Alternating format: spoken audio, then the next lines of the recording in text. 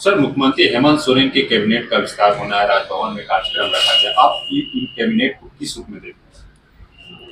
देखिए, भारतीय जनता पार्टी को जनता ने एक बार फिर से विपक्ष में बैठने का जनादेश दिया है और जिसको कैबिनेट बनाने का अधिकार दिया है, आदेश दिया है, वे कैबिनेट बनाएं। माननीय मुख्यमंत्री जी का विशेषाधिकार है, वो किसको चुनते हैं, किसको बनाते हैं, सभी दलों से जो गठबंधन के साथी हैं उनको लेकर के कैसे चलते हैं, ये उनका अपना क्षेत्र है। लेकिन भारतीय जनता पार्टी यही चाहती है कि जो भी कैबिनेट बने वो जनता के भरोसे पर खरा उतरे। जिस प्रकार से जनादेश जनता ने भरोसा करके दिया है, वह भरोसा पिछली बार जैसे 5 साल में इन्होंने तोड़ा था वो नहीं टूटे। भले ही यह सरकार बनाने में सफल हो गए हैं, लेकिन जनता आज भी उसी मुद्दे पर अड़ी हुई है जिन मुद्दों को हमने 5 साल पहले छोड़ा था। इनको चाहे बेरोजगारी की समस्या हो, किसानों की समस्या हो या आम जन की समस्या हो, लॉ एंड ऑर्डर की समस्या हो, वो समस्याएं बरकरार हैं। इसलिए जो नई कैबिनेट बन रही है उसको जनता का आशीर्वाद प्राप्त हुआ है।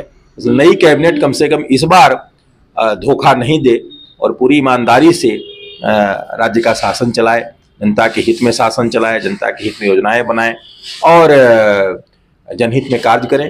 हम सब उनको शुभकामना भी देते हैं। लेकिन अगर वो जरा भी इधर उधर होते हैं तो भारतीय जनता पार्टी एक मजबूत विपक्ष के नाते जन भावनाओं को उजागर करेगी, चाहे वो सड़क पर उजागर करना हो, सदन में उजागर करना हो, जहाँ जहाँ हो सकता है हम जन भावनाओं के अनुकूल हम उनको बताएंगे भी और समय पड़ने पर आंदोलन भी करेंगे।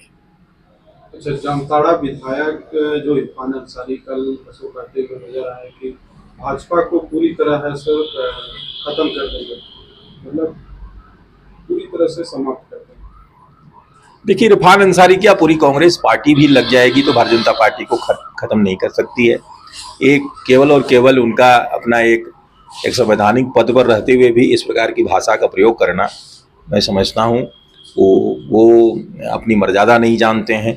उनको एक विधायक के नाते कैसा भाषण करना चाहिए, कैसा वक्तव्य देना चाहिए, वो नहीं जानते हैं। इसलिए जनता उनकी बातों को बहुत ज़्यादा गौर नहीं करती है, बहुत ध्यान नहीं देती है। या ठीक है कि सामाजिक समीकरण में तुष्टीकरण के कारण वो भले चुनाव जीत जाते हैं, लेकिन जनप्रतिनिधि के लायक उनका कहीं से भी कोई आचरण आज तक जनता को नहीं दिखता है। कल मुख्यमंत्री हेमंत सोरेन के कैबिनेट का विस्तार होना है, राजभवन में कार्यक्रम रखा गया है। आपके विरोधी कह रहे हैं कि कैबिनेट विस्तार तो हो रहा, लेकिन बीजेपी जो वादे किए हैं उसको पूरा करने का काम करे। देखिए, कैबिनेट विस्तार पे भारतीय जनता पार्टी को बोलने का कोई नैतिक अधिकार नहीं है। आज 13 दिन हो चुका है। महाराष्ट्र में प्रचंड जनादेश के बावजूद विश्व की सबसे बड़ी पार्टी बनने का दम भरने वाली भाजपा अपना एक मुख्यमंत्री तक तय नहीं कर पा रही है, तो कहीं ना कहीं वो अपनी अंतरात्मा में झांक करके देख ले। हम मंत्रिपरिषद का विस्तार भी करेंगे।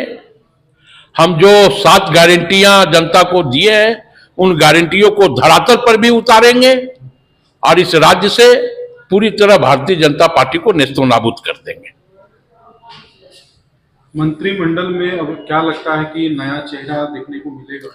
स्वाभाविक तौर पे देखिए, जब मंत्रिपरिषद का गठन होगा तो आपको एक सामाजिक समरसता भी देखने को मिलेगा। एक और जहां आपको तेवर देखने को मिलेगा, वहीं दूसरी और आपको अनुभवों का पिटारा भी मिलेगा।